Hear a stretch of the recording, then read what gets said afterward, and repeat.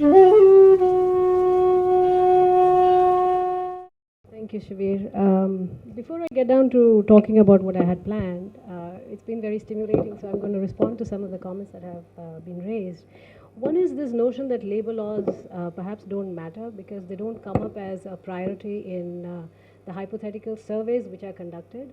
And I think it's the nature of these surveys that when you think something is immovable, you really don't talk about it. So if these same surveys were to be conducted today, my guess is labor laws would definitely be one of those things that would come up. Now, as far as the correlation between labor laws and employment, there is an experiment. There's an experiment done by researchers. There's actually one of them is sitting at the back. There's Mudit and Rana Hassan at ADB.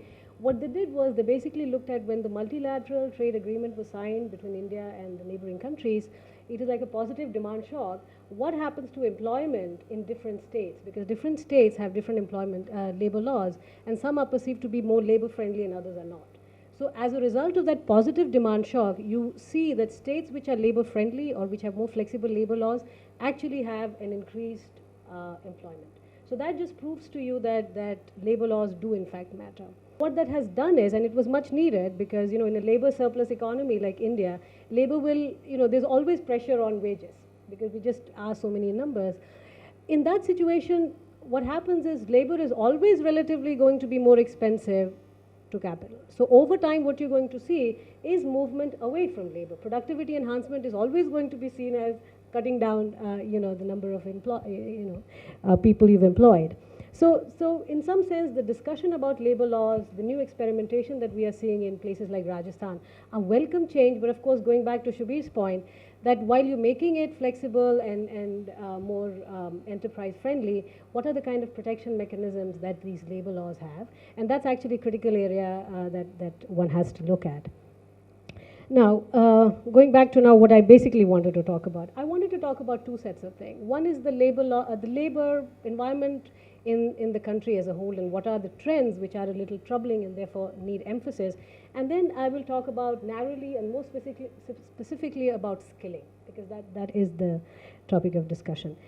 The one worrisome trend is this great casualization of labor force in India. And we are seeing this across the board when we look at the NSS data, that there is a tremendous increase in casual labor employment and there is a decline in self-employment. Now, self-employment in the rest of the world is actually a very cool, it's a sexy term. But in India, self-employment means you have a small parchun shop, you're basically making your ends meet somehow. But, we had conducted a small experiment in Medak district over 4 years across 200 villages. And that experiment was basically meant to understand if ultra poor people, which means they are way below the poverty line, therefore they have no use for microfinance because they're not economically active. So the idea was if you do a transfer, if you give them a certain asset of their choice and help them run or take care of that asset such that there's a cash flow, can you transform ultra poor into micro entrepreneurs? So that was the appealing idea of it. And it was widely actually experimented in 10 different countries. And we did the first evaluation, which was in Andhra, Medak, with the help of SKS NGO. What do we find? That it's a randomized control trial. We find that over 3 years, more than 60% of the ultra poor households which had received these assets, which were predominantly livestock, because that's one of the easiest enterprise to run, within 3 years, 60% of them had sold off the assets, joined the labor force, casual labor. Because again, this is the nature of the real wages increasing, that it can't possibly compete with running an enterprise, because the cost of running enterprises was becoming very high because of the opportunity cost, which is rising wages. That gives you an insight into what is effectively happening in the economy with rising rural wages. All enterprises that employ labor are now at the margin having to pay more for labor relative to capital. And that is why we're seeing a shift away either towards casualization, which means, of course, with 94% unorganized, that is a great cause of concern itself. But you're seeing movement away from labor. Productivity enhancements are being seen as cutting labor and enhancing capital. Now, so the great casualization, this story gives you an insight into what exactly is happening and why it's troubling. Because you cannot have a long-run growth model or development model based on great casualization. Because casualization also means that there are fewer benefits. It really doesn't fall within the purview of the kind of labor laws that we are talking about. And labor laws are not just about hiring and firing people. In fact, a larger part of labor laws are about the benefits that come along, which protects the labor, when you are in this kind of a contractual agreement. The second troubling aspect, and it is particularly troubling to me because lately I've been studying gender and democracy to a great extent, is this puzzling phenomenon of declining labor force participation of women in India. And this is happening across the board. Now, in the beginning, the sense was that this is perhaps happening because women are staying back and getting more education. But that's not enough to explain this decline in labor force participation of women. So what exactly is happening? I suppose we need more research, but one area which sort of constantly keeps coming back is this rising crime rate in domestic violence, in working conditions, and crime rate against women have doubled over the last 20 years. So these are not causal relationship, but they're very strongly correlated. So we need more research to pass out exactly why this puzzling thing is happening in India. Why are women opting out of the labor force? Going back now, it is declining. It is declining. Going now to specifically talking about skilling. Now, correct me if I'm wrong, but the way I view skilling is basically filling a gap in the market, which is that people lack the skill to become employable, and therefore there is an attempt from externally to fill that gap.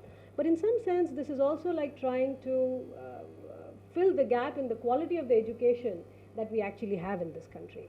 Now, to get a sense of that, in the US economy, for instance, there's been a lot of analysis done by labor economists in this type of analysis, which are basically called Mincerizing. So what you basically do is, through Mincer equations, you try to see what is the returns to education and what is the returns to experience. Because experience at the job is trying to tell you this apprenticeship, the kind of experience on the job, how does that contribute to your earnings vis-a-vis the quality of your education? So how do you tell the two things apart? It's important to pass those things out, because eventually people make rational choices. You either go for college degree, or like in the US, experience matters much more, so many people don't go for college degree because at the margin it's much more expensive. In India, if you look at this Mincer equation type of analysis, what we find are actually, it's very interesting. First of all, unlike in most developed countries, in India, the returns to education is always increasing.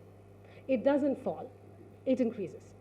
So across the primary education, secondary education, senior secondary, higher college, the returns to education constantly keeps going up. There are no diseconomies at any point, unlike most developed countries. That's lesson number one.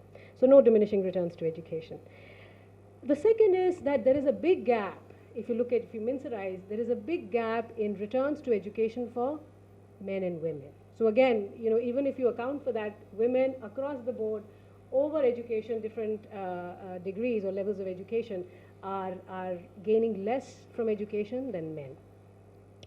Social groups, your OBCs, STs are significantly, they're gaining less from education than from the rest of the economy. Now, the reason I'm talking about this is because if skilling is in fact an external impetus that we are trying to provide to make people more capable, and the market is not giving you solutions, because systematically women are getting less out of education, SCs and STs are getting, OBCs are getting less out of education, that's where the external emphasis therefore might want to be to be targeted, because clearly the market is not giving you a solution. So maybe some amount of focus in terms of targeting skilling efforts should go towards these areas. The other thing which came out very significant in these Mincer equations in explaining returns to education was family background. Now, what is family background? If I'm educated, my children are more likely to gain from education. So if students or labor who are people from backgrounds where parents were not educated are less likely to gain themselves from education.